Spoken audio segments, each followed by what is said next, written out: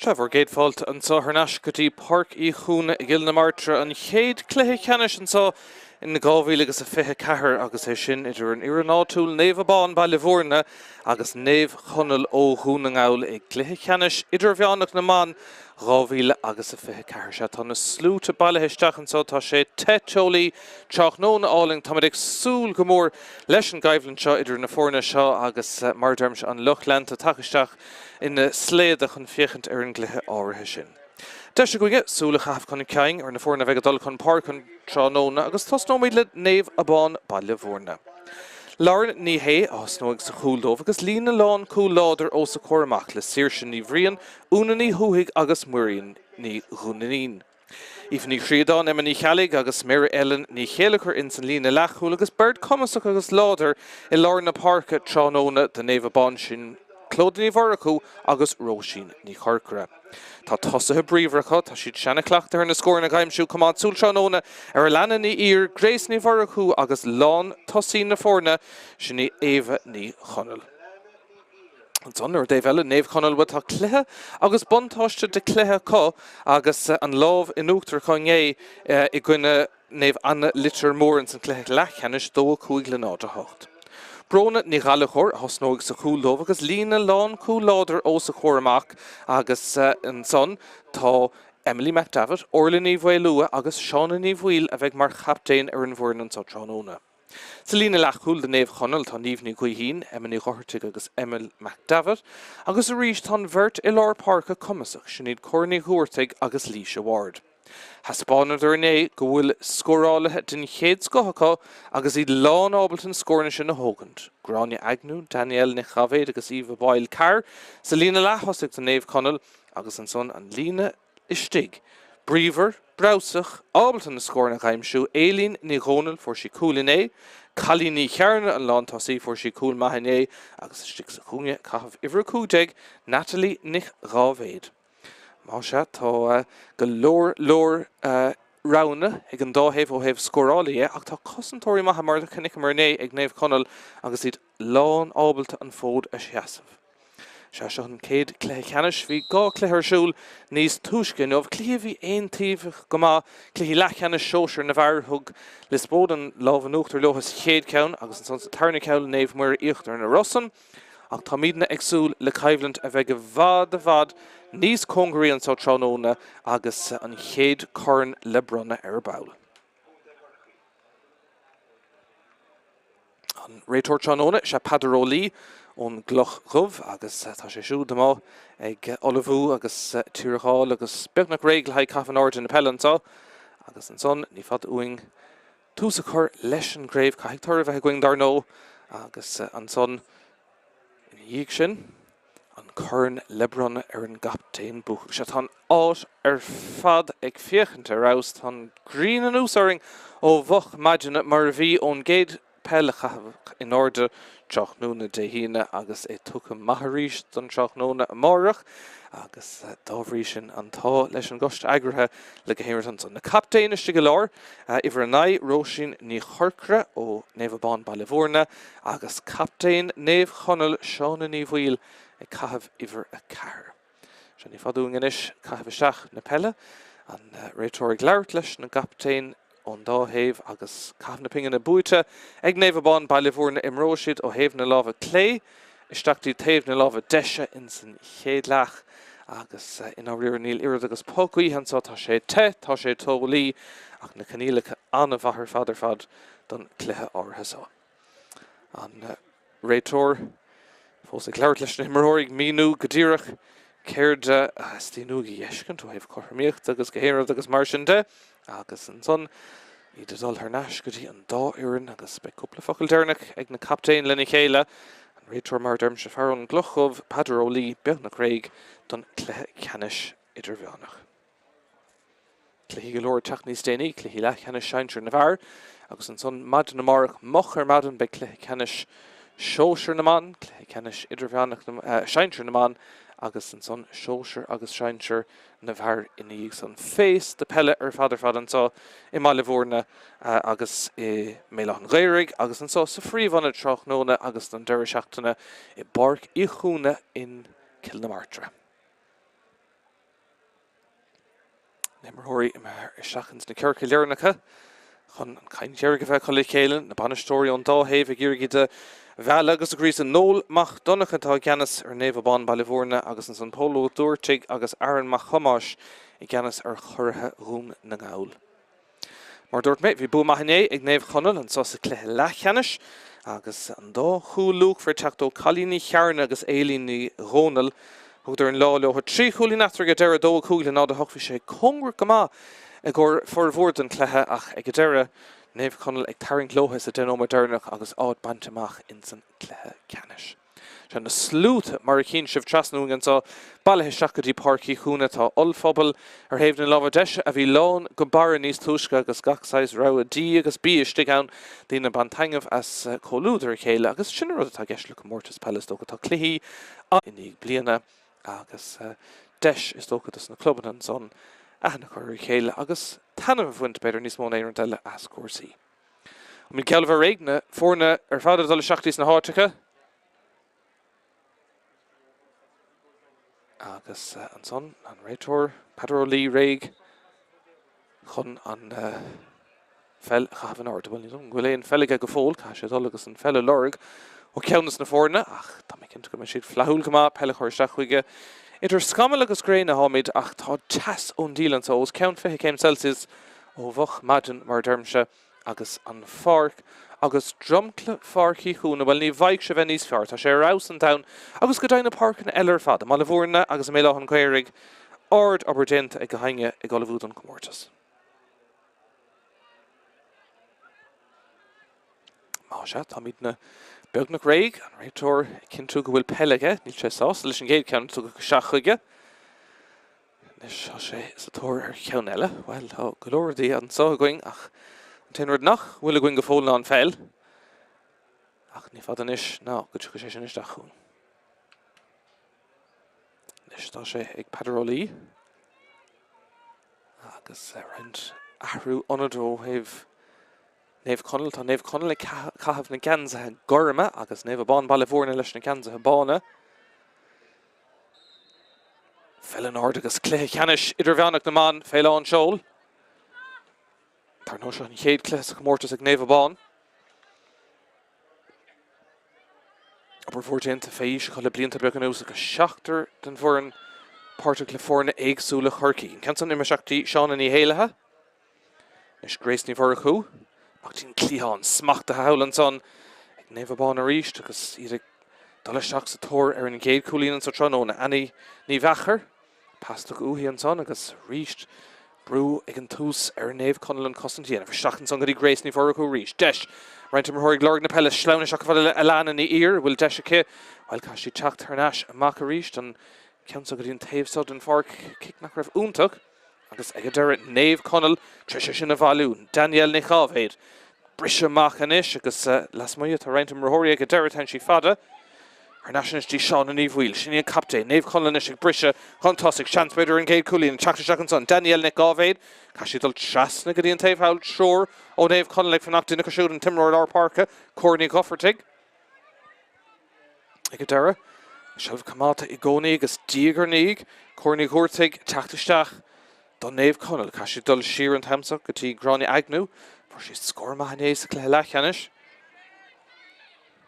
Nis bhfuil slí tríd ag Naomh Conaill ag an tús ní chuí hín agus pas i bristeach tá si de déanamh dul chun cíní léon cheistfé ach iarraigh tairt a fééiscóir an lán tá sí chalíní chearna ach an ceann good ar an ais ag Naomh Abán bailmhórna agus díogarníigh iad teacht amach ag tús na himmarthan seo. Ibar thuraigh an son agus ar an bhorthaí inis atá siad Grace ní bhór acu seilbh cé cúpla bouta ag tús na himar agus oscailtí inis ag Naomh Abán mar choulúdar an son tá Natalie Nichábhéad ach ní bhór acu le seilbh tá si tula seach sa cúnge ag iarraigh sleanú isteach an son Carrick tá stáil ach cic séir tucha ina haig an son céimena sa mreis ag ban Naomh Abán bailmhórna ach feicech na mar sin caite ag tús na himar ní léon scór feice go fóil bhí an cluiche leathcheannis sin é aníise le héobh scóir na thug sé den ómad go dtí gur an chéad scór going ach an son nuair a tháinig an chéad ceann tháinig siad mar iníag sin an líród bocha ó lámh go lámh agus cílíonn sin go méid an cic séir ag Naomh Abán. Slua mór mailteach bailithe isteach ar Dave Howell ag fearisteach ar an céad cluiche ceannais Shelf Hound son, ag Naomh Abán by Livorna, Brisha Tree to Annie Nivachar, Kalish and son, Taring a Sheer Hashi, agus big kicks there, Ella ag Naomh Abán. Raitor agus Fuckle in the close Emma McDavid and son for she court the boy agus Debrich Shaka Muskin back in air, fact the nomad Cill ach ta Falor of Tucken son, agus Nisa Hochdi, the Naomh Abán, on kick Serica. Agus deis better tart fin chéad scoran so. Trí nómad agus 10 second catcha, tá míid fós falla chlár na scór. Siar hain Naomh Abán agus ní raidir omláin olaf den count an an tálo Shelf Comádan son tre Míchéal ní chéalachar. Bantáiste agus an lávan ardig an Raitor. Fós adul treat, Oscailtíon sa better goil chancer in Kate score. Ag Naomh Abán chanson tar cool and counson. Ibrahim agus ege Dara Haran Chasnon vi Lahanson son. Cool caiisiad a bheitsásta an coolín a bheith tóca oberfahan son a measc na dosa ha pas cliste isteach of fad a leanan í ír agus an chéad scór ag Naomh Abán.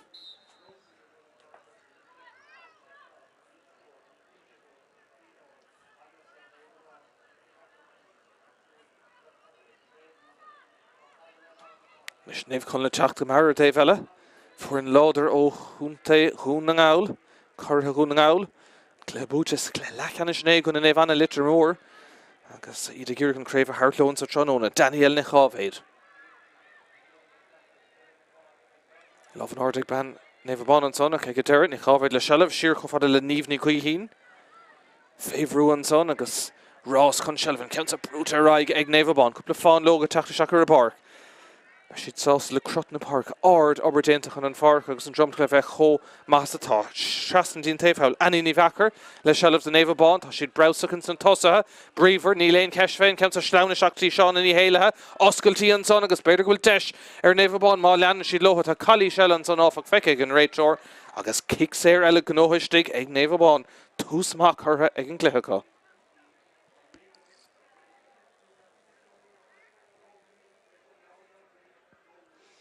Cúig nómad caite agus scór bháin feice going. Sin ag Naomh Abán an iar an áúlan sa, a leanan í ír. Leis gabhann ára sa, ach tá deis leis an gics éireann inis. Ag an lechosí láirs, ní Grace ní Mhorachú. Bhí si clachta a bhré. Ceann ar imil an lechcircle, Grace ní Mhorachú. Leis go tóg an ceann go hard bhfuil crinnes níl. Ag deire ar thaobh na lábha deise. Agus an chéad seans ar fóríl ag Naomh Abán. No by Cill Gomach Madden, Estrix an Ul Fobla Nacht, agus a galore groupie eigsúla idir Polka Cahar agus Disco agus Marsin, ach na fórna a vex na Cluiche Ceannais wa beisiid son dúrtha an spruch agus crave a bhuachant in san Tráchtaire a mar. Naomh Conaill teachtamach a ríist. Comórtas Lína a chamad helastig. Trasnan son cofada le Lísha Ward. Farhór na Shelf is chéad cúpla nómad ag Naomh Abán. Gan a coolín amháin feice go dtí seo.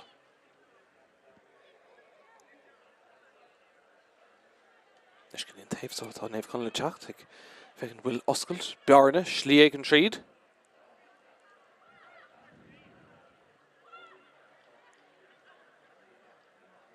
Dulchan ceann na dhéanamh. Dígarníg, pas cliste Ibrahim agus inis brewer Naomh Abán an Cosantíana. Shelf son ag Daniel Nichaved, fad na talún hain an pas go dtí Lísha Ward, bach dín Clíháin.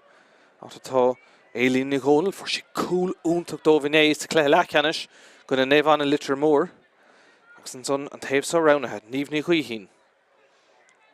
Achúr sáil ó ceann na Páirc, ó thaobh taobh na Páirce, ní chuoithín a ríist. Carrick leis an das ógan count on a dollar stock will share and trasnon stop on son agus brew ag a dere in order agus Haran trasnon vi chance ve glanta ach an a ceirte hurt an lá tosí Colíní chearda vi sé fannacht an count on agus Haran trasnon score mahan son ag Naomh Conaill tá idir cho scored an céad out of Tróna.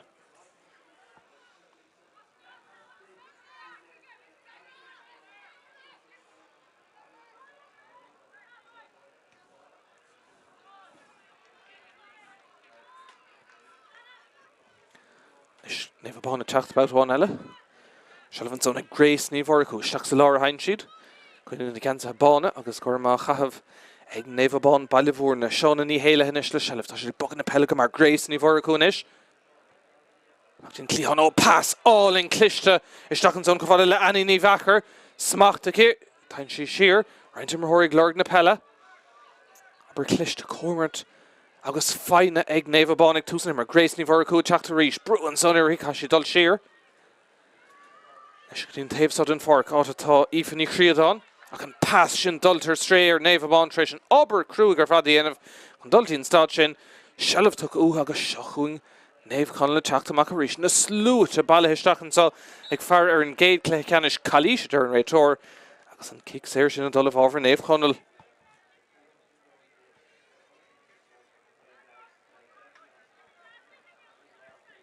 Is an green takeamach a ríis tá tasún dílan so Dín ar na himmarthirí ar an deir seachtain leis na cluiche ar fada có. Ach, ní dócha go léir níos fearr a haithnín le furin a bheith mo ag gimmert agus bantanga bhas cuasaí.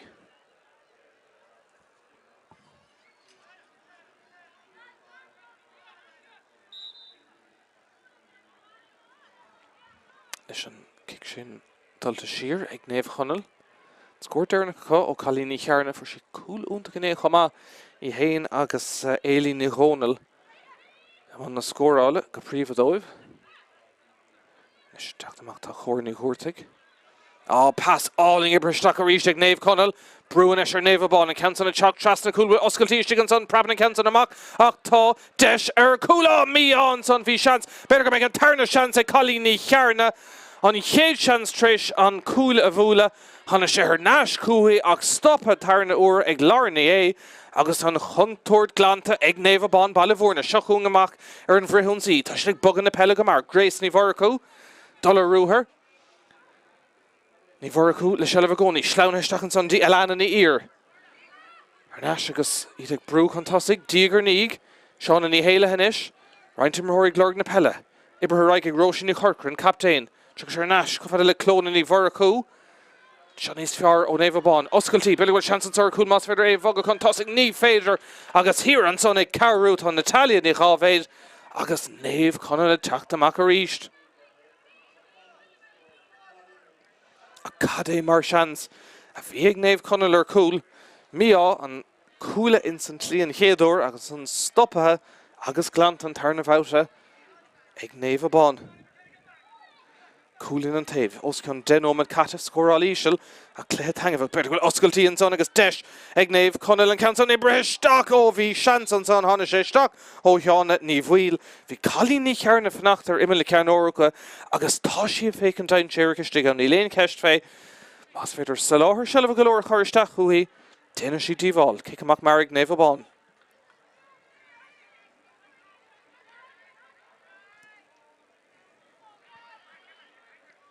It's a Torah cooling in better, Grace ní Mhórcha. Love an Ardig an Réiteoir ní Lynn Vontáis an son agus le bheith léitar an as a chóir kick séir ag Naomh Abán.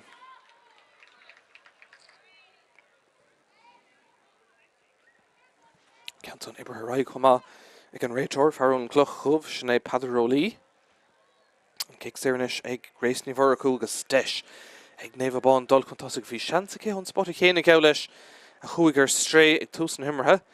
Canson lenne tóg ibrethe isteach agus Haran trasná níos fearr an son ó Grace ní Mhórcha céad cúlín a siúd agus cílann sé gohfuil Naomh Abán gafa cúlín chun tosaigh a ríist.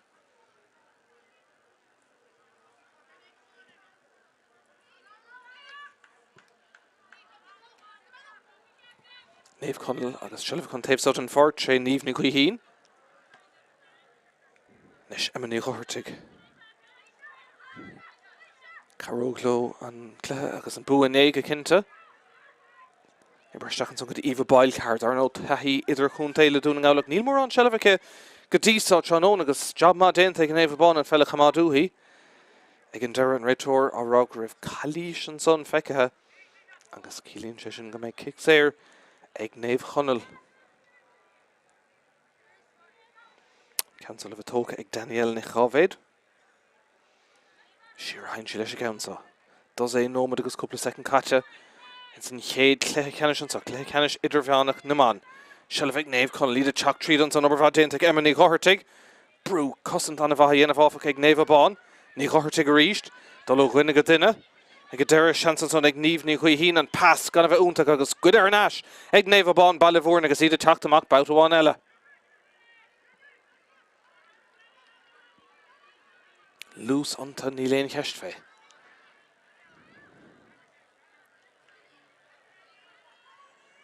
Nisir Dave eile an obair chosanta le déanamh ag Naomh Conaill. Naomh Abán ag Garra síos tríd an lár, Grace ní bhar cúla shelf, bhfuil Calís Níl an council lena kit ó gá hard, bhfuil crinne sa cé. Well, Níl. Council Gléit ar Nash, come on, réitóir dul ag leabhart le Mair. Fan an scór mar bhí, Domhnaigh a hain. No bhfuil kick séir bronta, some go bhfuil an kick séir tucha se. Kick séir ag Grace ní bhar acu agus fuair sí an ceann dearnach ón spotta céine díreach.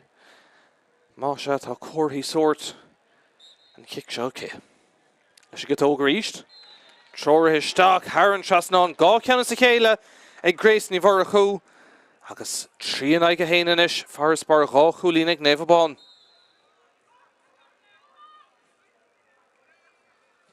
Sin kick amach ag Brona ní Ghalachor. Naomh Abán chun tosaigh an ceansa. Smachta gáling ag Aoife ní Chríodáin.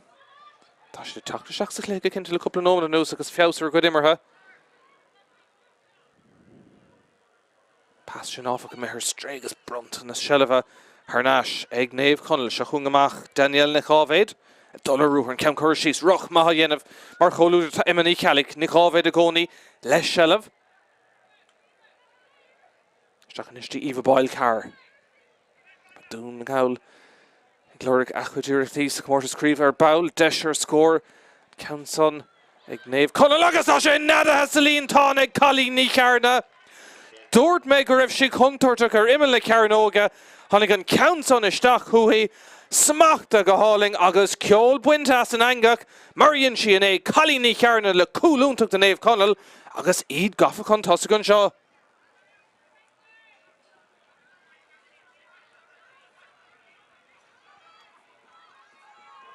Scór Ciannach ar Cara Úra anna Caibhlinn Cadí seo na fórna anna chungar beidir go deis ag Naomh Abánach an Council good ar Nash léite go húntaach ag Emma McDavid agus Naomh Conaill is ag teach le muoín agus le hardú crí agus misning treis an cúil sinach tá ban sínta gort an son don Naomh Conaill an cúil sin ag Calí ní chearna agus sin an plán tá mé cinnte có shelf a chuir seach chuaigh ar imime le cearnóga agus tá sí ábalta na scór na gaiimsú. Caig an réitóir an clog a stop an summer go bhfuil gortú chuirsteach ar bhean Naomh Conaill.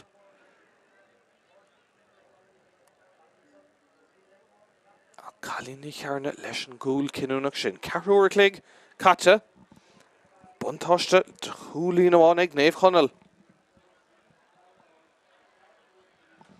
Is cóir leiseach tastáil. Díma ar Naomh Abán an cúil sin i chéile mar bhí ar teachta seach sa chluthe, bhí gá chúlín sa chéile aimse Grace ní bhar acu dóibh ach an son an cúil cinúnach sin agus an cluichí atá chó cóngrach mar seo iad a cúil difríocht mór dhéanamh. Réitóir dúirtha cinnte go bhfuil an timreathóir tá sínta gorta go bra agus Harnash ar na costa mar atá.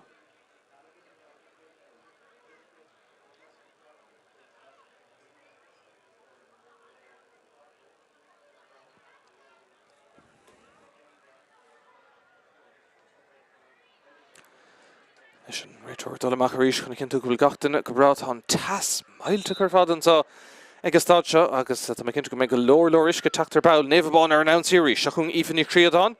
Ba sin na glóric scóranis le cealú an chúlatá díra Gaeltachta, Garra tríd a gcónaí a leanan na ír, be go bhfuil oscailtíí an tá ach tá céimena sa mreis tóg an son ag a leanan na ír agus cílíonn sé sin kick séir amach ag Naomh Conaill tócha go mar gotí éimhe nó gotí Calí ní chearna. Cinn tún son fad na Páircá clúdacha ché an cúil díreach aimse an son agus iad dul sa tóir ar Lee Road bout amháin eile. Naomh ní chuoithín. Naomh Conaill sást an cúil sin a bheith aimsethe. Agus láthar ban tá Calí ní chearna dul Harnash isteach tí imime le cearnóga tá sí láidir agus ban áirdaí ábal dul an áirde go seileadh a bhóchant agus Naomh Conaill Tráchtaire Sullivan son Eva Boyle car Daniel Nichovaid leis pass Toast go ma Stach fod le Gráine Agnew Smachta ke Bert á Farran son tá sé me chun talún Níléon Chalíse ar an réitor agus ag ar an fuil chorhamach agus Shelvernash ag Naomh Abán Teach an tas go ríis tá siad Marrick Bognelli Roda cinnta Shelvig Elana ní ear for sin chéad cúlín den cléchan sa Tráchtaire an pass sin beáí nummercach agus becercameach Seán ní bhfuil captain Naomh Conaill ábalta sin is machtú déant go snasta mach fada le Natalia ní chábhéid Naomh Conaill Tráchtaire ríist Tás é nóman de mar sin fácha in san chéad leach atá tanmhach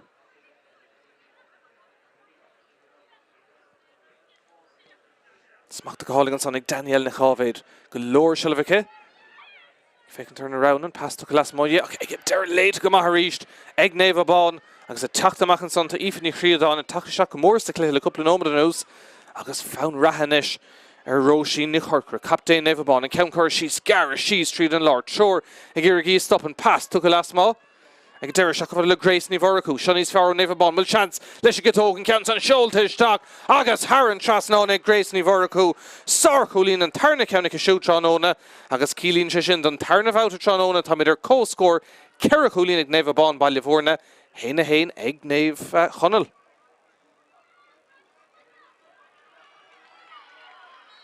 Love an ordig an réitor bhór Naomh Conaill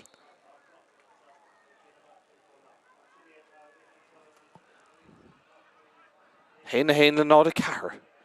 Clogurrá go bhfuil denúmad agus rein secondary fóstal dal in san chéad lechan sa cléthe tá tangamhach cóngrach agus níl orlacha géile ag ceachtardas na fórna. Is go taobh sod an Páirc an fellow Lorg ag Emily McDevitt.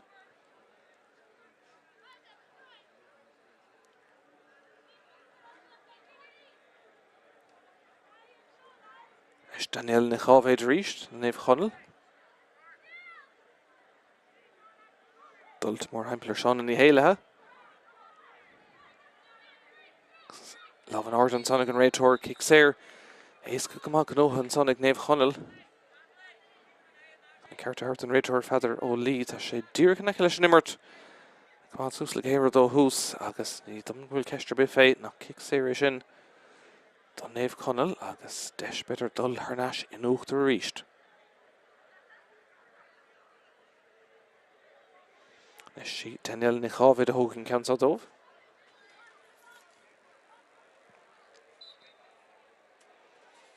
Las mod an lechirchel.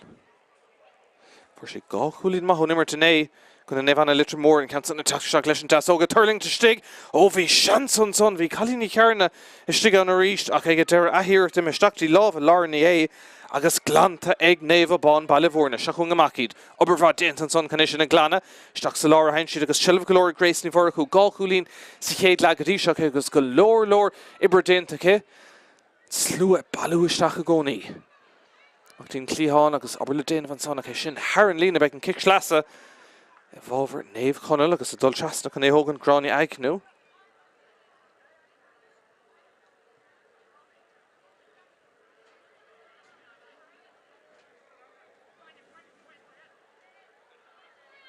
Fórna ar chóscóirt an tarna bhauta Ceiricúlín ag Naomh Abán héna héin ag Naomh Conaill.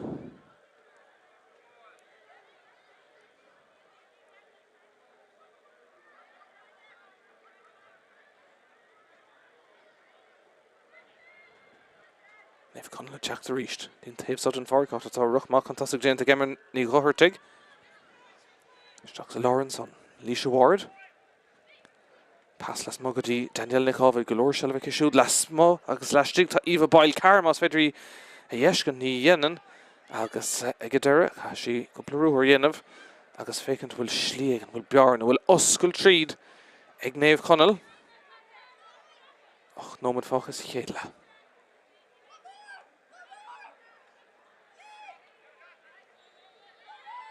Nichovaid a ríist.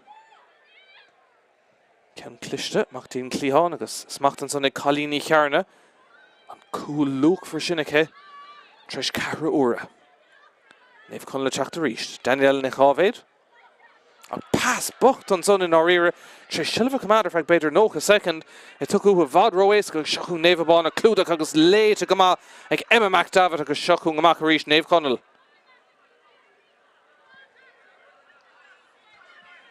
Dada in Áíre den Fórna seo agus ní chuirg se úna beharm.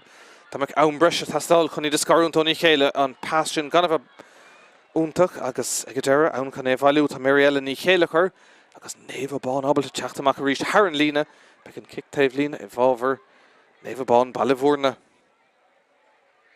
Cuoinnig cluiche go leor teach níos déanaí chum an Wolf Tone a chunta na mí le Naomh Anna litir mór ag le lechanis seinseir na bhar. Treis an cluiche sá. Agus an son an Iarná túl Caile Martra le Caile Chártha sa cluiche lechanis dearna Caile oscailtí an sá deis beidir ag Grace ní bhar ar cúil an can sá stoppa in slíagant ag Naomh Conaill bhí oscailtí an son ag Naomh Abán ach an chuntúirt glant ag deir ag Naomh Conaill agus amach a ríist tre Eva Peil car.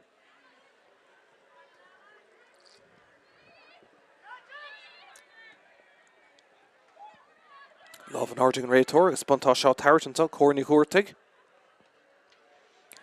Trasna an son agus Silva Commander gcónaí ag Naomh Conaill seachúisteach Daniel Naomh inis cosintúir fág na díag Naomh fós takeach an ceann dul seach éime le Carnóga Praba ag Praba agus seansa stig an son ag Chalíní Ceannach ag deire déint go ag Naomh Abán ag chlána ach tá contúirte stig an son nuair héna líródaí isteach níl Naomh Abán go thomláin ar a sábhín sóiste an go fóil ach ag deire an contúirt sin glant agus amach a ríist tre Grace ní bhar acu. Dul seach na cúg nómadí dearnach is chéad le. Na fórna fós ar a chóscóir Shelvan son ag seán ní éilethe do Naomh Abán ballahórna sleanathe le stick fada le Anna ní bhachar. Ó sin pass áling oscailtí beidir bhfuil deis an son na súla buintear feag second and foul. Deis a gcónaí ag Naomh Abán agus an count son I maithe isteach sa líon tán Róisí ní Chorcra ag a deire agus sin scór cinúnach ag Naomh Abán ballahórna cúlacha ach tá immerthóir sínta níos gortathe.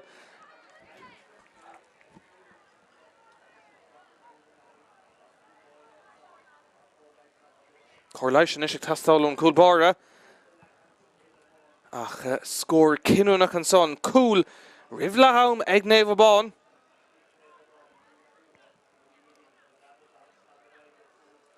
Mail bheag an is agus an réiteir dul seach chuna cinn tú go bhfuil brona ní chaile chóir cearcolóir.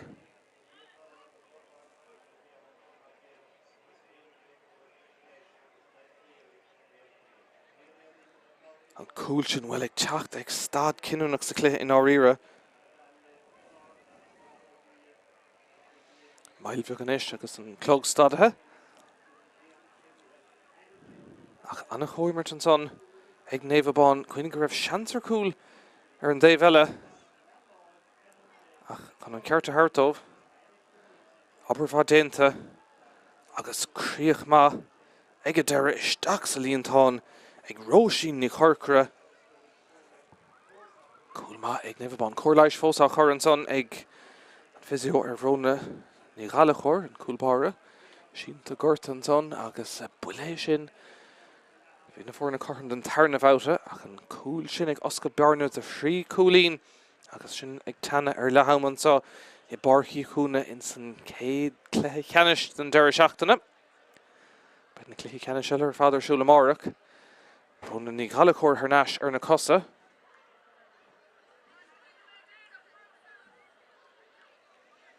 Go Americach. Agus don go meisi cearcolóir.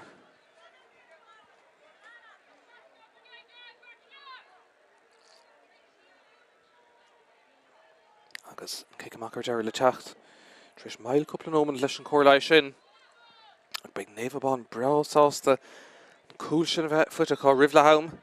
Cé amach an is ag brona ní ghaile chóir. Iireacht ard ag turlingt agus a ríis Naomh Abán chun tosaigh den ceantas smacht ag an man a fór an cúil Róisí ní Chorcra ag brise tríd sin íon captain anna haspátas uí sa céad legadí seach an ceantas léite go má ag Emma McDavid agus deis a ríis ag Naomh Conaill teachtamach. Scór is tastal mar ragra an gúil sin chéiletar. Ach fad le Daniel na chávéid.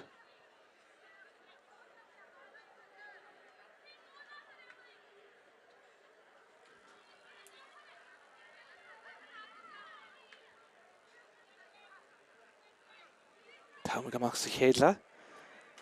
Eva Peil car gan ir shelvike bitter is gur wale heveke tá sé nasha Eva Peil carnish shira heinshi and hori glork shelve can ishil fad na talún that Daniel na chávéid reached and Dave Sutton for tá trúr ag glork na pella dinna se Natalia na chávéid agus tá Emily McDavid an chomá agus is six lor ag fnacht tá Emma ní chohirte má se rauna galore ag Naomh Conaill iad brishe fantastic score tastal trish and cool sin i géile can únta ag roshi ní chorcra Nish, Leisha Ward, ach an counts on a meh haven a love a clay, agus denim shemach or bishon ni Kate chance to Gaeltachta instant clay. Kick a mach an ishli chachto Lorny A. Shna cool bar Naomh Abán 5 color lesh counts smach to go hauling. Howlan shin ag Emily Calig agus Naomh Abán unsi about one ellen cool shin kinta trish mishnach a heart dove. Found Raha or gan in Keshner Vin Shelvakal, loose untuk, agus desh scorel and counts on it Tráchtaire shock, ach egadura, a mer haven a lava clay, agus her for real and turn counter strayka. Like Dima or her trish and upper crew again of a kinkamach a little Tráchtaire in Brona ni Galachor.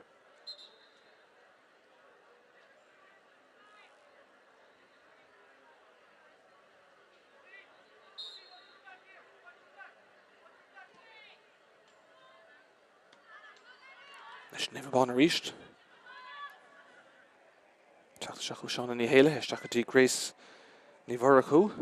Oscailtí an son agus Grace ní Bharachu leis go tógan ceann son ag casa ach ag deireadh chlé agus an tríú ceann inis ar fóríl ag Naomh Abán ba Livorna in san chéad leat an trúcha caite agus be cúpla nómad eile dar nó bhí stoppan agus maile gur gortathe.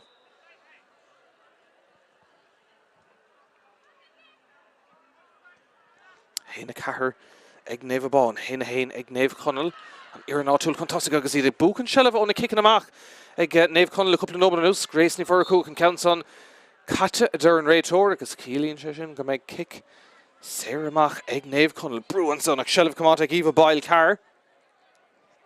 Leis chalíní carna, cúlúnta cé the Naomh Conaill, Trish car uair clig. Agus go ní léon scór có le car uair cliganis. Dá scór dearnach ag Naomh Abán, Grace ní Bharachu le cúlín, agus an son an cúil sin ag Róisín ní chorcra. Daniel ní chávéid, ach tín tlíán a ríist.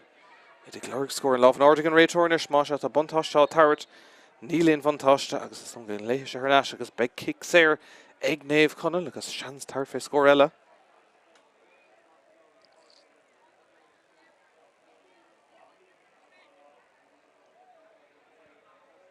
Kemtal bheith tóca ag Daniel ní chávéid fuair sí gá cúlín maithú nimir duné.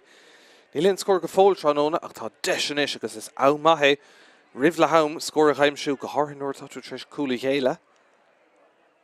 Ní chávéid do Naomh Conaill. Fiechan den áard iirecht ard bhfuil crinnes an ceant ó míá ceartan son agus ag deire ann can é bhallú úna ní thuigh lán chúlí Naomh Abán sin tarlathe fé rós i chéad le ag Naomh Conaill an cúile idiríd agus cúlín agus Naomh Abán bailmhórna brise amach go marinis. Scór beidir eile ionta ribh an brise. Bhráló farspár níos mó thugann seachtaí san seomraí festis. Iad go cinnte ceannas le den ómad an ús agus an ceantar slána seach fad le ífa ní críadán. Oscailtí an tá ceann choirsis ní críadán fósadul can cos bhfuil deis son ó ag a deire. Calís feice ag an réitóir agus an kick séir amach bronta ar Naomh Conaill an tam geileh caite sa chéad le. Os ceann gá nómad caite sa mreis agus an adóg lehama sétan son ag an réitóir céad le Harbheith tanmhach Gan morán in áíre idir na fórna ach an cúil cinúnach sin ag Róisín Charcra sé nómna agus fethe an difríocht idir na fórna for chalíní chearna anna chúil cethra uaire den Naomh Conaill ach níl hin scór ó chuin aimse cá gréis ní bharachú agus Róisín Charcra leis an cúil den Naomh Abán bhaile fórna rud a chialín gúil si de dalisteachtaí na seomraí festis cúil glan contasa an scór le haman so I barchi chúna ag Cluiche Ceannais Idirmheanach na man Naomh Abán contasa chéna cethra go siúd héna hain ag Naomh Conaill. Fós adul tríd oscailtíonn sa beidir bhfuil seansar an céad scór ag Naomh Abán seansan ar cúil an cansan Ibraisteach agus ag deire Haran Trasnán bhí lehan Páirc leis an deasógan cansan a dolisteach bhfuil sé Haran Trasnán stopan son agus brú ag deire in orda agus Haran Trasnán bhí Naomh Abán an cansan a teach trasna cúil bhfuil oscailtíí stigan son praban an cansan amach ach tá deis ar cúla míán son bhí sean. Glóric achuidirtí sa Comórtas Peile Peil deis ar scór cansan ag Naomh Conaill agus tá sé nada hasalín tá ag chalí. Tu go lasmá ag deire seach le gréis ní bharachú Seannais fear Naomh Abán bhfuil chance leis go tógan cansan seoltaisteach agus Haran Trasnán ag gréis ní bharachú. Gona Naomh Anna litir mór an cansan na teach leis an deasóga turling to stig ó bhí seansan son bhí chalíní chearna istigan so deis beidir ag gréis ní bharachú ar cúil an cansan stoppa in slíagant ag Naomh Conaill bhí oscailtíon son. Chábhéad fós teach an cansan dolisteachtaí imime le Carnóga an praba ag praba agus seans istigan son ag chalíní chearna ar feich second and fail deis a gcónaí ag Naomh Abán agus an cansan I maithe isteach sa líon tá Róisín Charcra ag deire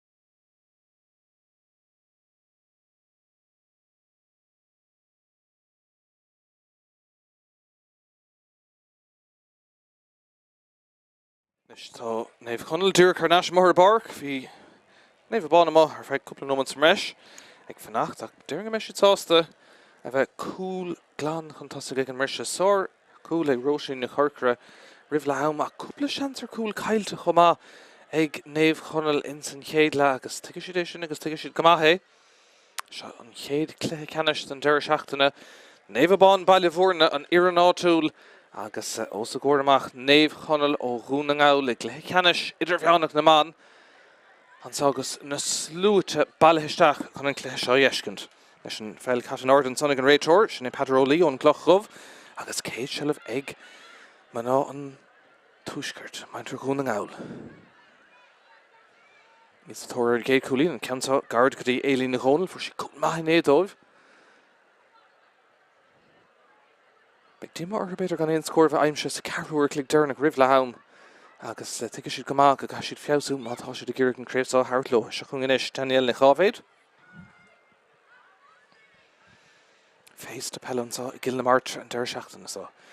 Agus cór úntaach ar go héanrad na páircanna agus olphobal agus na tíorfád na bratracha gorm agus bán do gCill na Martra ar fallán an ghéanacht a chalís an son agus le róg an réiteoir le ban Naomh Abán is gur bí ifnig siadán a gist an láh an áde be Cill ag Naomh Conaill agus cúpla focail le Paidir ó Lí leis an immerthóir fallóramh tuc an son cá sí bheith airich agus ag a deire Cill de tacht ó Naomh Conaill. Córnaí Ghortaigh ag a deire fágad siad fé Daniel na chábhéid. Well, tá sé fada go leor ón cúil, so sam go raibh sí siar agus seilbh cumad agus brise trín más féidir Líse Ward inis le seilbh Thnastí ní chábhéid.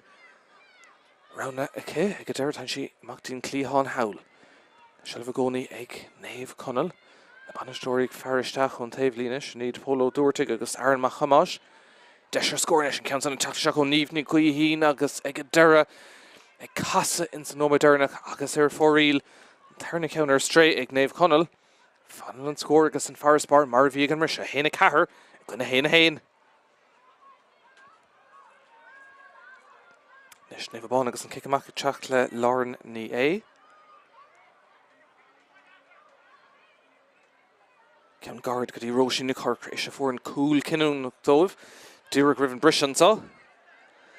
Agus iad amán contás ag pas clisteach fad le Lucy ní é.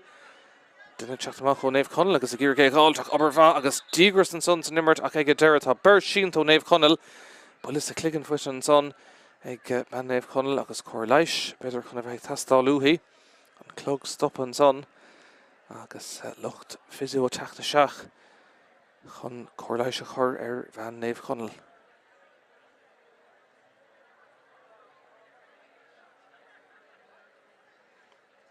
Chéad cúil teacht sa glyh tris carúir clige sin ag chalíní chearna iirecht áir ag tuirling teisteach sa cearn óg smachta go hálinge agus cúil maith agus an son an tarna cúilt an cléthe dúir go bhleam sin am agus feiche caite agus róisíní chorcra le buile maith agus cic maith isteach san angach rud a gág farspórt trí chúlín atraigh an rise cóir leiis fós an son á chur ar bhean Naomh Conaill agus fuair sé buile sa cheann an son den amach. Réiteoir fanna sé chuna chinú go bhfuil sí cear go leor.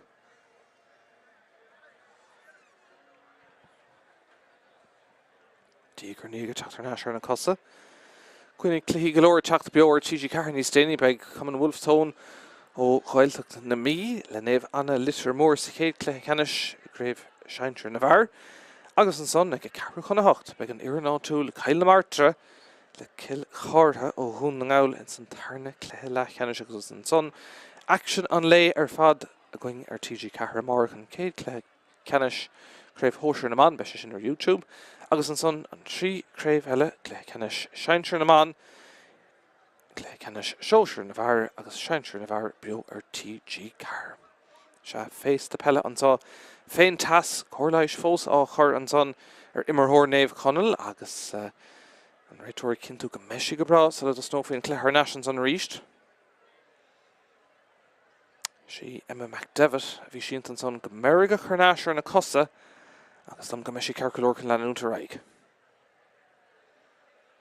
Réitóir dúrcha cinnte go bhfuil si go bra, tá agus gitarras go gaith sé an fellan áirde idir bhirt. Róisín ní chorcra agus líise bhard. Shelvan san rís ag Naomh Conaill. Rhain bha Shelvacha ón mrise, ach gan éon scór feice ón dá héamh go dtí se ag brise tríd an san líise bhard. Ba sé de gurig lehéadí í siúd agus íomhar bail car agus chalíní cearna thart se go mór san immert in san tarna le, má tá sé de gurig an craobh sa hartló a cóirní thuirtaigh. Fel Cailton son agus dígras san immert ag Grace ní bhoracú ón tús agus brise machchan is ag Róisín ní Corcra ard lúsacha, cléma immercha go dtí seo ag immerthór Lár Páirc an Naomh Abán baile bhórna cúlúntaach ribh lehaim. Róisín ní Corcra fósadal. Dulcan cé má déanta Carrick tastal, Ivercé tastal in is ó Naomh Abán, pastí Grace ní bhoracú ach an ceanta Cailta agus commission tá cic Sarah Gnóhan sonnacha agus deis Naomh Abán scór eile.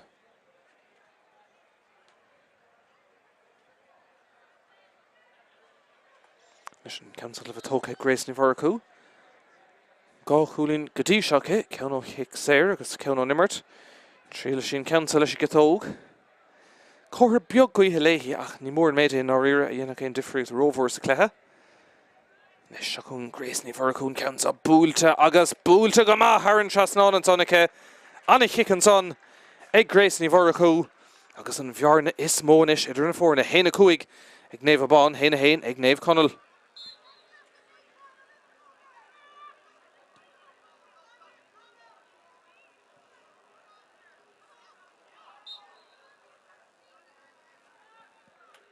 Nes tá banile sin an son den Naomh Conaill sin ag gráinne agnú agus Gaeltachta Tráchtaire chuinn go raibh clé in néocha in san clé lechan is ceanna bhí díon go maith gunmh Naomh Anna litir mór agus is tócha nuair bhíonn tú gimmert sa tas.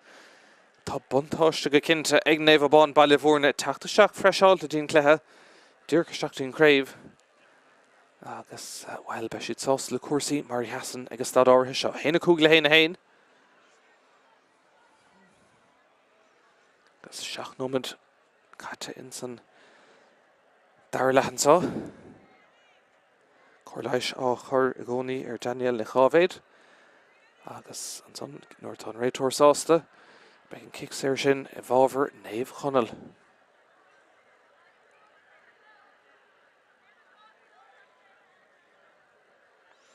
Nes táchtach dómh scóir a aimse go luath an scóirtearna go cá tháinig sé sa ceathrú sa cúgan ó díag in san chéad leis sin an cúil ag chalíní chearna agus níl éon scór aimse ó hinnacha agus beag díma ortha sin tá si tre sleanú as an cléthe ó héobh aimse na scórna ach in áiríir tá si fós sa chaiblann sa bhéidir nach bhfuil lenach á scór eatra.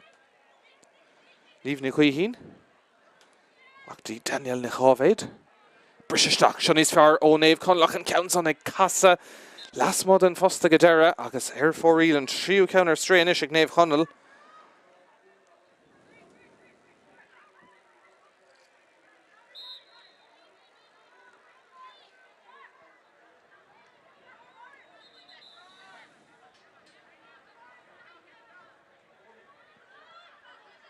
Tá ibre raig a ríist ag Naomh Abán beidir go bhfuil misneach a cá leis an farspáir táá iad ag immert go maith agus tá bhaidir sin cé cúpla scóir na ghóile seach sé dacr go cinnte den Naomh Conaill Tráchtaire leis roch maith dhéanamh an sanna gífanní chríodáin. Pass ag go deire chufaid le Grace ní bhoracú an táil ó Shelva cumad an son. Ó an ceann sa ibreisteach go snasta go dtí an taobh an Páirc oscailtaí an son agus deis ag Naomh Abán ach an ceann son ag go deire briste amach agus léite go maiste ag cosantóirí Naomh Conaill bhí seans ag Róisín na Corcra istigh tá meach an ceann son istigh in na lábhacha anna heans go meach an tarna cúil ché agus ag Naomh Abán ach glánta ag go deire ag Naomh Conaill díogar níag iad a tacht amach.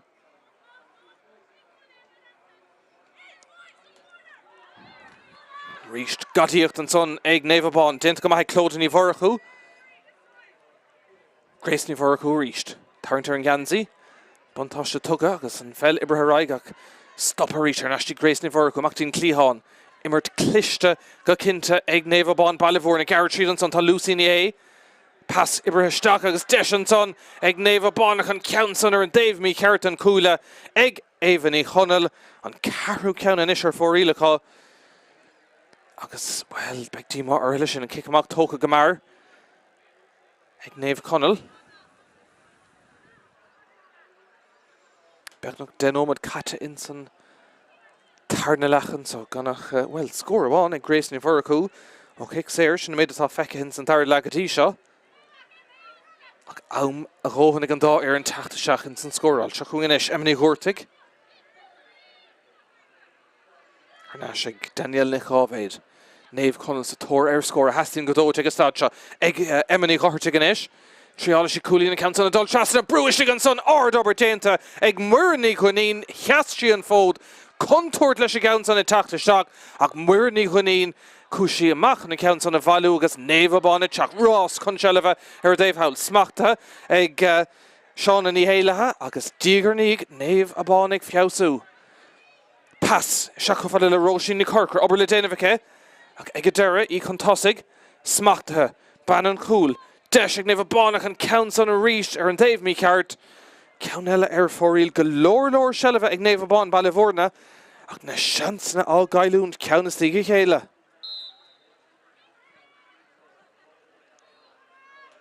Carachúlín mar Aras Baragóní kick amach an son ag brona ní chalachor.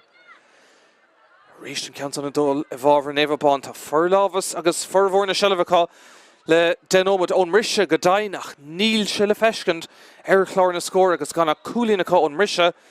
Tá ban Naomh Conaill sínta an son agus so mé kick séir mar thur ar sin aá.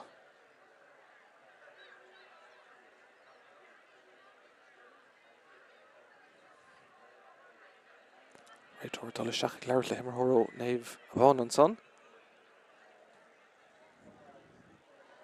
Fallárah tucha agus cóirléis ríiste testáil an clog stadahan sa.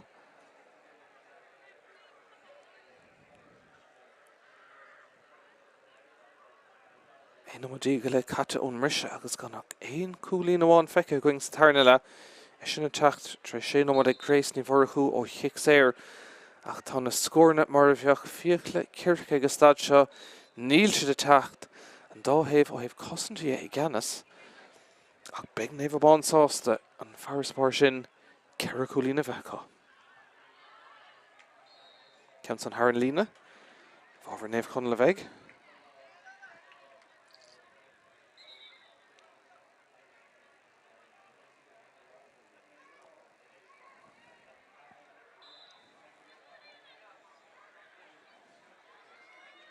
Deis ag Naomh Conaill an fécint conas an chéad an tíile hosnú Calísin san feice an réiteoir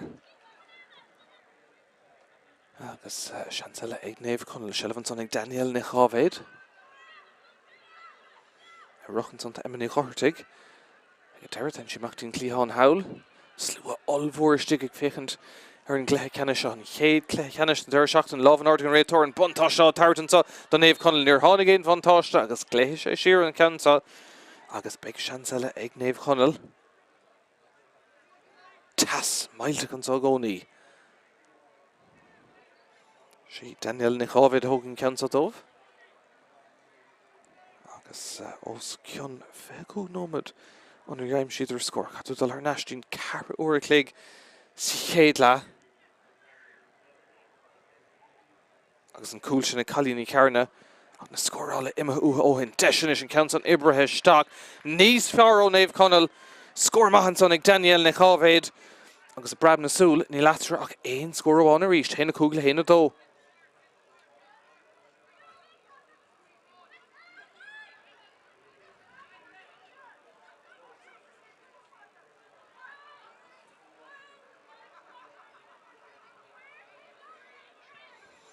Nis Naomh Abán Tráchtaire an Dave an Páirc se an son ag Míchéal Míchéal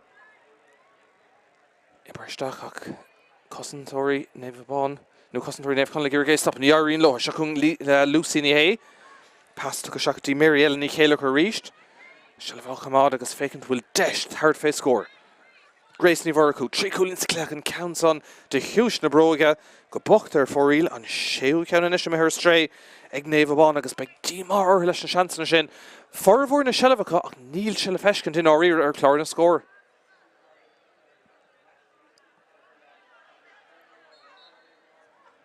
Leis an buntá seo tarrtaigh an réiteoir agus cic sé amach ag Naomh Conaill beag nach leislí tríd an tarna leach an sa agus cool idir na fórna. Héna cool le héna dó.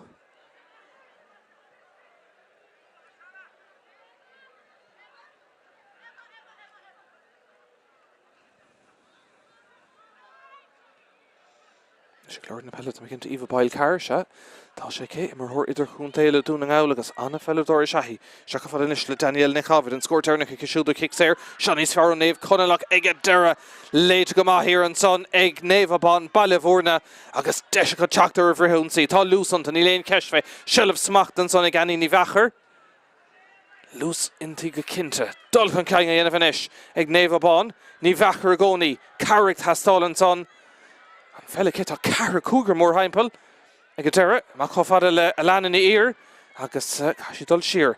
Deis ag Naomh Abán an countson ag Tráchtaire ag Grace ní Voracú agus an countsa tróir a Haran Trasnán. Sár hespánta úi tránón an cara cúlín ag a siúd agus cílín sé ríist gúil cara cúlín mar aras Voracá.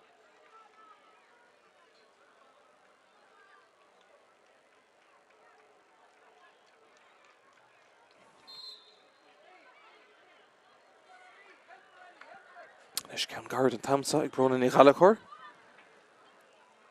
Héna sé le héna dó agus an cúlín dearnach sin ag Naomh Abán ag Grace ní Voracú. Isteach sa cún ag praban na líróda tan Páirc agus an drumtla ausanta ach é sin, well, díreach amad a leistigh ag Naomh Abán chuna cearta hartó seileamh an son ag cé agus ag a deireadh. Seacha sí macha fada le córaní ghuirrtaigh.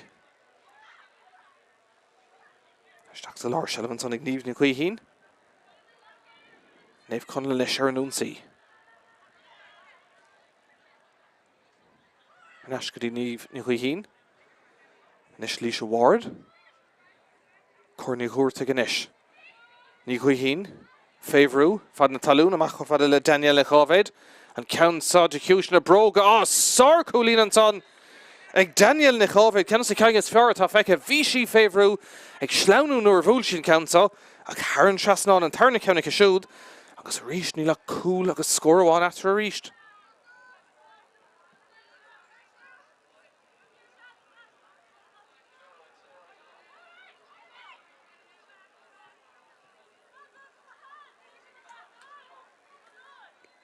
Má se in san tarna le tá ag dul scór ar scór. Rá chúlín an taobh ag na fórna réin, tá Cill Ceannais an son gnótha ag Naomh Abán bailmhórna agus Grace ní Voracú agus go cliste trasna an son go dtíon taobh hailin ceansa smachta agus teachseachta a lean in ír. Deis an son isteach sa lár a haon siad seileamh a gcónaí ag Naomh Abán roisin na corca an pasta go leistigh an son contúir de Naomh Conaill siirtí Grace ní Voracú an countsa an áfach de chiúis na bróga ríist agus ar fóríl an seachtú ceann ar fóríl an son acu beag díomá ortha go cinnte leis a ceann son.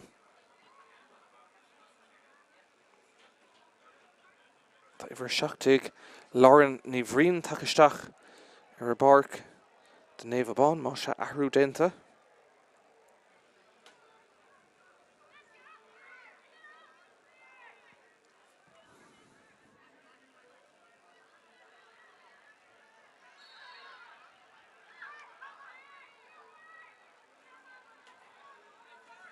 Leis an lámh an ard agus an buntá seo tart. Tá Naomh Conaill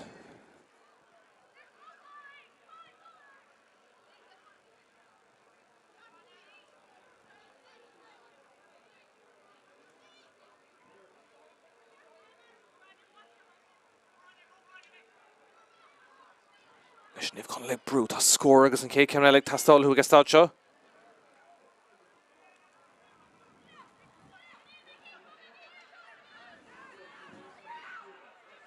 Leis bhfuil slí ag an tríd. Ibraisteach an son agus seileamh ag Íomh Páil Páirc tastáil ach tá cailíos an son feicithe agus beag an Cill Ceannais amach ag Naomh Abán bailmhórna ahrúnis le teacht chomá ar iarrainn Naomh Conaill agus an tarthú sin cíimiid a gceamsa cé á teachta seach.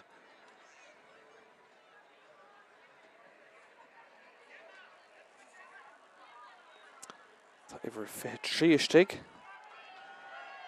agus is gur bhí iver sé am ní ghartaigh atá fágan na Páirce.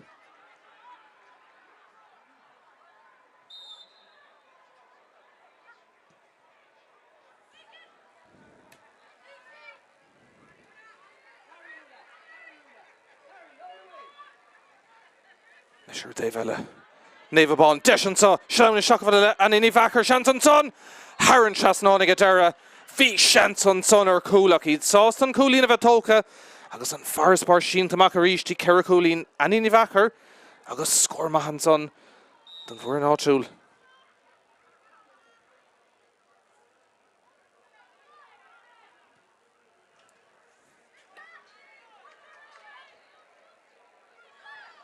Mission has a later reach Domhnaigh ní Churcra.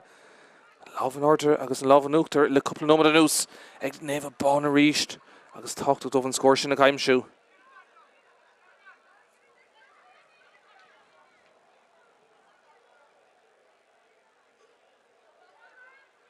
She can tell us the Deno Modernach, Biognach. And so in Páirc I Chuana agus an Buntáiste ag Naomh Abán Ballyvourne and counts a good at Harnash ag Naomh Conaill and Slieganton love an Ordigan Rator by kick Sarah Call.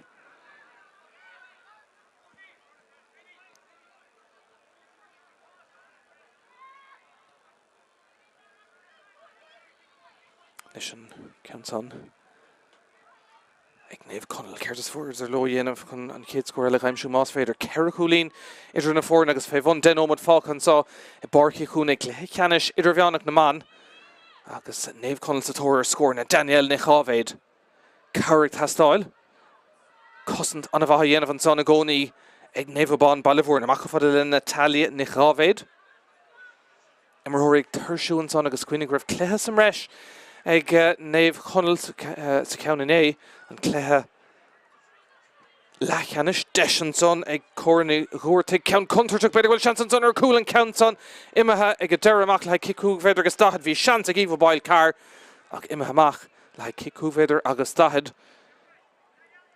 ag Naomh Conaill ever fit three takashakar ir Naomh Conaill Shini Sean and Evo Luig Masha Ahroyan of gan Dáhaven saw agus Cosa Ora against that shot Tráchtaire.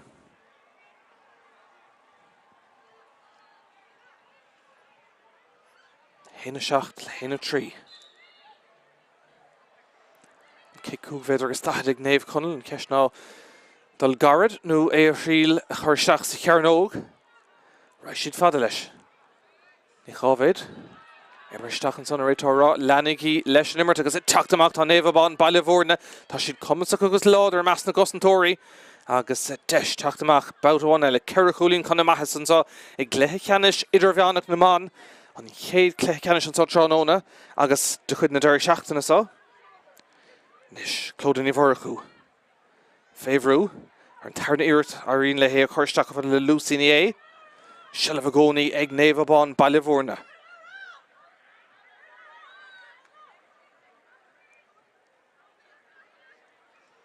Shans can in score one Ellen Cano and Sodov, Ní Churcra.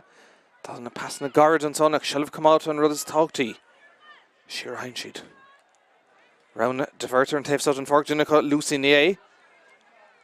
Cansa Smachtike. Marchulder's Mark Howard and son yet, talk Clodin Ivorchu. Ní Churcra reached Anna Cluiche Corrishtachike. Carinish Tastal can pass a Howard. Ní lang you tape here to. Agus ag Dúr Cashidal Clíhanach Macafalish Lán Cooley Una Ní Húig.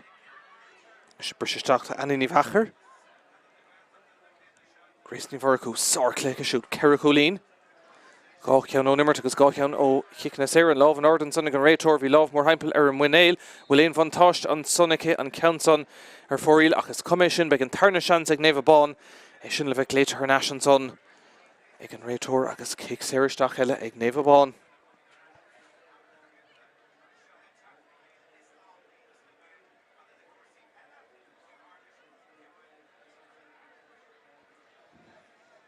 Carnom agus fé caite ón mrishe agus cílíonn sé sin bhfuil an thamhaigh amach an sá sa Cluiche Ceannais. Trónóna brolach tes tolaí a hágaing in áíre agus nimróí líamach ar a hain ag iargan craobh bhú an deisinis ag Naomh Abán. Grace ní bhar a cúan counts on troirithe Haran Chasnán sár hespáanta scórála tucúí sin an cúigú cúlín Grace ní bhar a cú agus cúigúlín inis mar áraspar ag Naomh Abán Ballyvourne.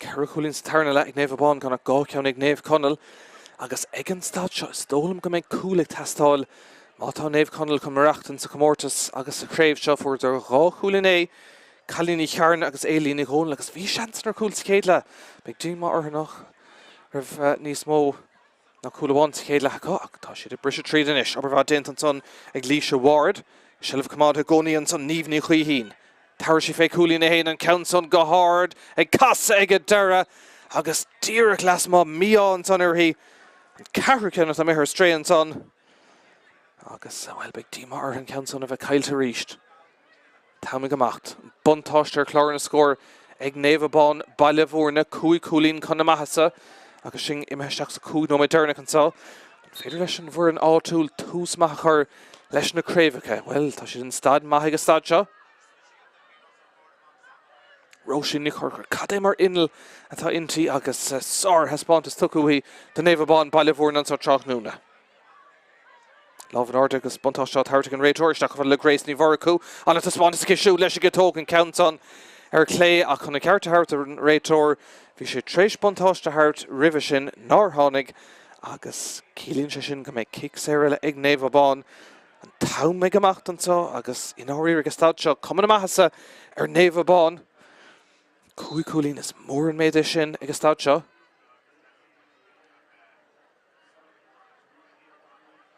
Trí cúlín a bhí atra go mar sé héna caiir le héna hain Caracúlín starna le ag Naomh Abán agus ganach an dó ceann ag Naomh Conaill Gréis ní bharcú leis go tóg an count son contúirta go stig ach imarthirí stig sa cearn óvidir gur go chuirseach déobh ní Conaill ach imarthirí sa cearn ógus an cic amach tóca go mar ag Naomh Conaill Cúpla nómad fóstal dal ach scórnig tastal go dóite ó chortha hir Conaill Níomh na chuí hín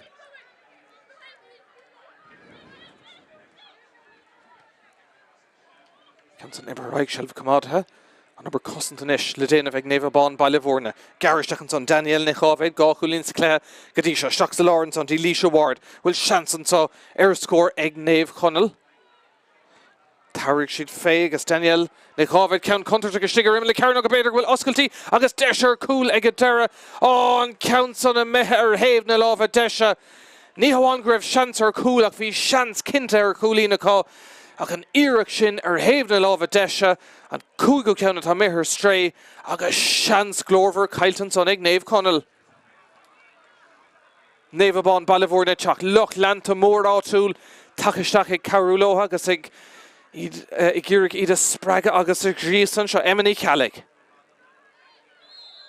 ó céimeanna sa mreisin son a dúr an réitóir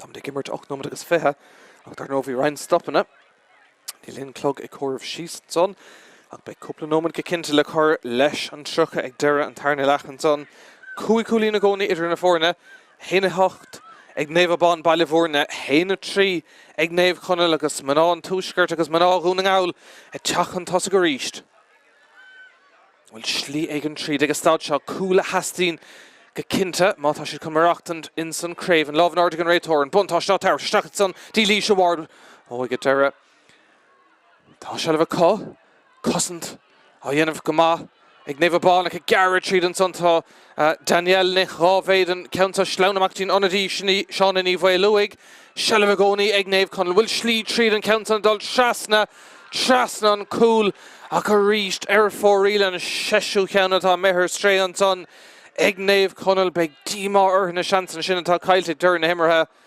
cúpla seans éas go caiilte agus tuige Naomh Abán in eisc bhfuil siad an áidbha an craobh idirmheanach seo a thartlótha cúig cúlín contásaigh agus sin an teachtaí dúr na himmartha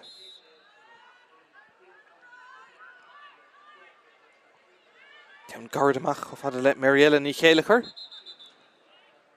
ach athrústócha agus onadíle teachta seach chun Dave lína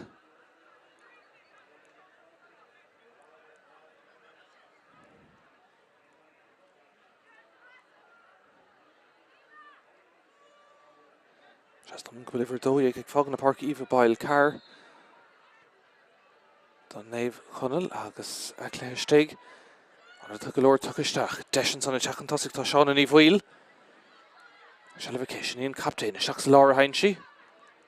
Deshanson and Counson Offak. Oh, Contour Tuchishiganson, Nicarna Girke called Naomh Conaill. Oh, Sar Cousin Offak. Egg Murni when he dent a couple about Shixelina Lawn Cool. August Fuishavish and Macahagan, Naomh Abán Ballyvourna, Love and Ortigan Rator, Buntosh Tarrant.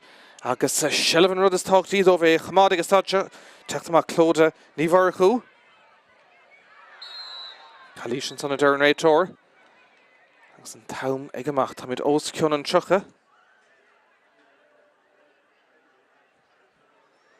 Héna hocht a gcónaí ag Naomh Abán Ballyvourna, héna trí ag Naomh Conaill ach inóirí chuir Naomh Conaill tús máis an cluiche. Bhí héna có tris cethir uair a clig. Ach le 15 nómad níl aimse chá ach gá chúlín agus níl lóréis sin inóirí an craobh a bhúchant.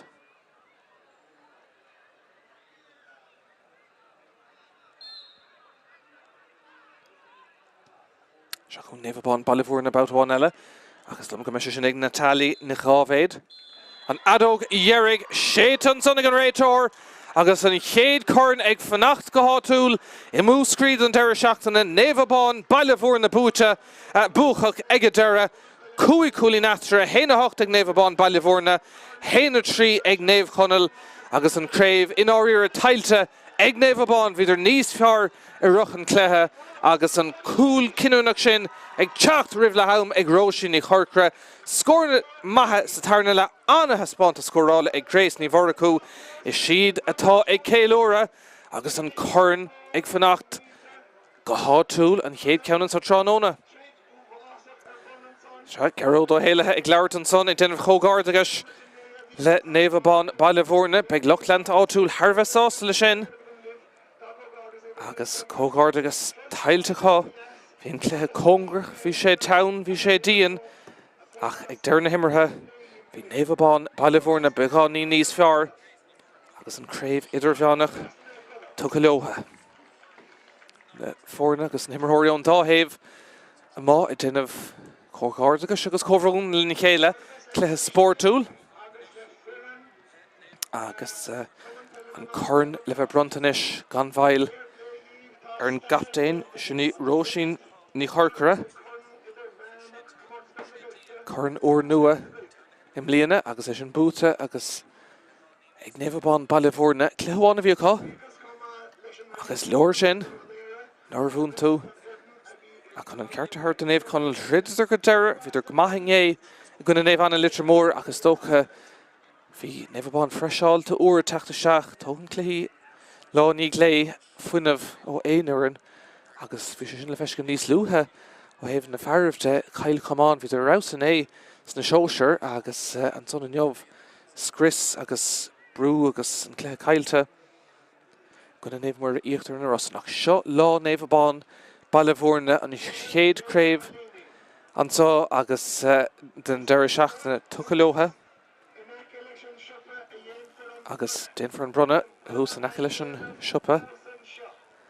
Tá siad ag iarraig ar na himmarthirí dul an ard an son chun an brunne dhéanamh.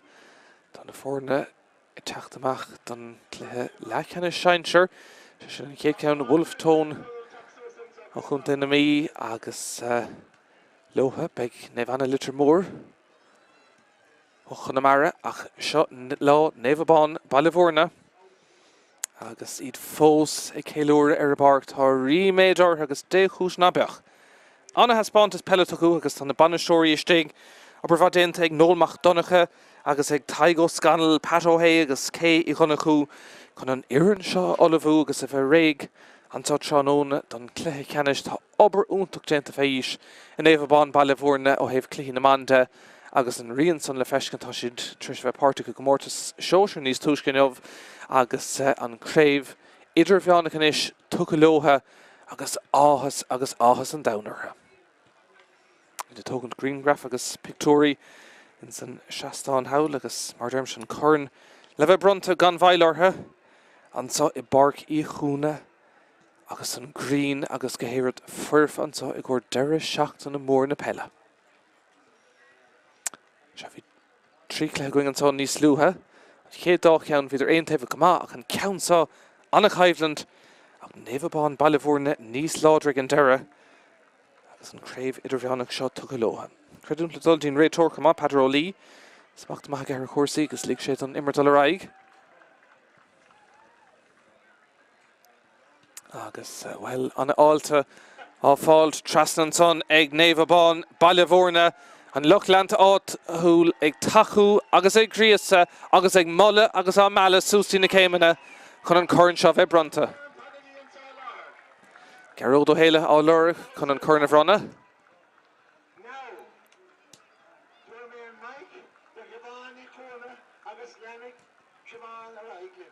Well tá ban áitiúil chun an caintíanamh finis ní Siobhánaí Chuana bhí mé búla léhí níos túisce dobar déanta sa club seo. Tá sí chóbródú les Cill na Martra agus am cinnte go me sí brá sásta a bheith ansochan an corn a bhronna.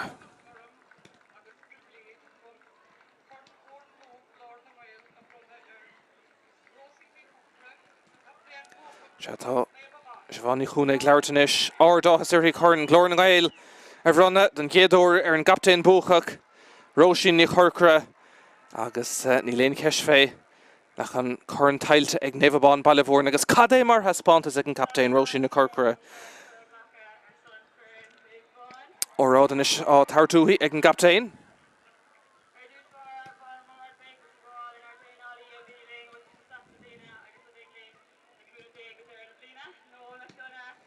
Buchas gafan le nólamach donnacha.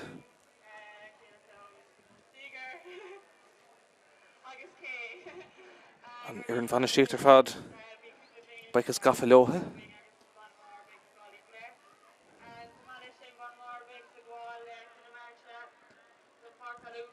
Buchas gafa le Cill na Martra as an Saoir Comórtas seo agrú.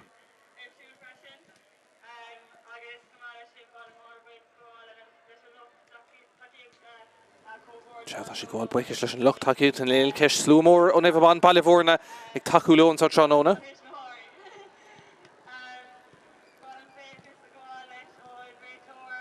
Buchas leis an réiteoir agus tá mé cinnte tá Naomh Abán agus maintear bailmhórna ar fad ag smaoinemh an over Seán Ó Crónaí na Cailleach le déanaí bruna gradam an lóchran ar an 2019 fear mór Naomh Abán bailmhórna fear mór Peile bheadh áthas an downer an chéad craobhann sa tránóna bheith tu go leo ag maná bailmhórna.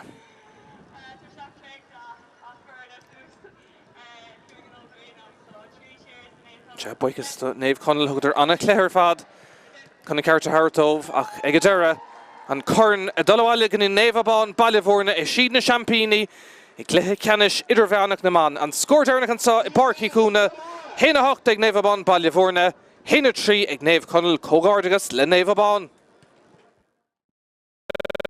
Fósta dul tríd oscailtíonn sa beidir bhfuil seansar an céad scór ag Naomh Abán seansan sa cúil an ceansan Ibraisteach agus ag a deire Haran Trasnán bhí lehan Páirc tastá leis an deas ógan ceansan a dulaisteach bhfuil sé Haran Trasnán stoppan son agus brú ag a deire in orda agus Haran Trasnán bhí Naomh Abán an ceansan a teach trasna cúil bhfuil oscailtíiste an son praban an ceansan amach ach tá deis ar cúla míán son bhí sean.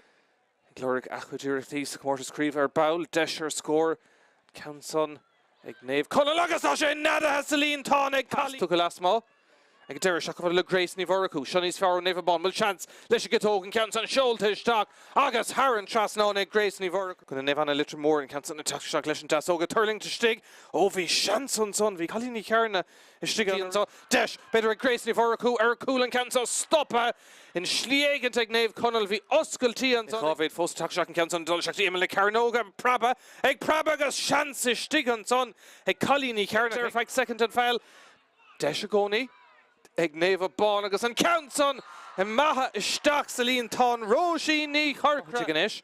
Tríála sí cúlín na ceansan a dul trasna brúiste an son dobar déanta ag muirní chuinín cheastíal le a leanan í iar agus sí dul siar deis ag Naomh Abán an ceansan i tacht isteach ag Grace ní Mhoracú agus an ní chuithín féhrú fad na talún amach chu fada le Daniel le chábhéid an ceansa de chiúisna bróga sár cúlín an son siúr déhile Naomh Abán deis an sa seána seach fada le an iní bhechar sean an son Haran Trasnán ag a deire Bhí seans an son ar cúil agus an imróirí líamach ar a hain ag iargan craobh sa bhú an deisinis ag Naomh Abán. Grace ní bhar a cúan count an troirithe Haran Trasnán sorthe. Agus Naomh Conaill thugtar anna cléir fad chuna ceart a Hartómh ach ag a deire an corn a dul bhaile gan i Naomh Abán